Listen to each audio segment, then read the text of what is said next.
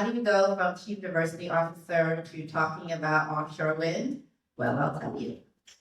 When, in October 2022, when Kathy Hochul came to Long Island to make an announcement about offshore wind, some of you will remember that, and she was talking about the opportunities for jobs, for workers, for businesses in offshore wind, and as a result of this huge investment and basically these development projects. And I'm sitting in my office at the county, and I'm asking myself, well, I know that there are typically groups of people underrepresented that often get left out of economic development benefits and planning. And so those have historically been Black and brown communities. So I said, who's going to make sure that Black and brown communities have an opportunity to take advantage and work in this field should they want to? And I just started asking questions of great people that I know, folks in labor. I call Ryan Stony.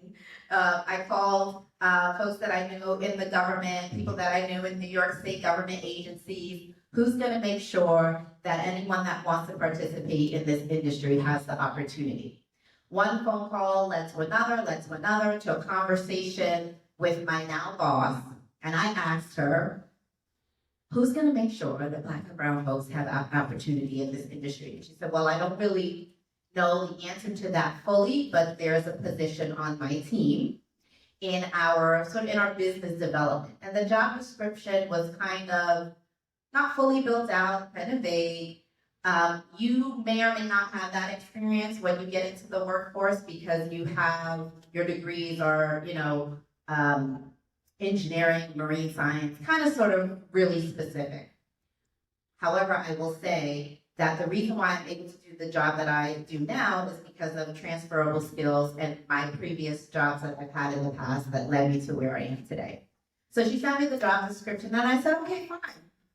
I'll interview for it. Looks like something I could do, right? It's really about talking to people, creating equity where possible, and ensuring that we develop a project that is transparent, responsible, and inclusive. I could do that.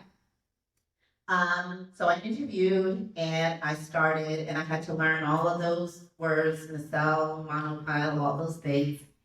And now I realize that I'm in the position where I can answer the very same questions that I was asking. And I am very grateful for that because I get to do things like this and talk to, in the future, workers in our workforce, hopefully. I have a 16-year-old son. He is looking at college now. He's actually going to be looking at Stony Brook because he's going to study electrical engineering because I told him he needs electricians and electrical engineers. So do that. So that's how I came to my career.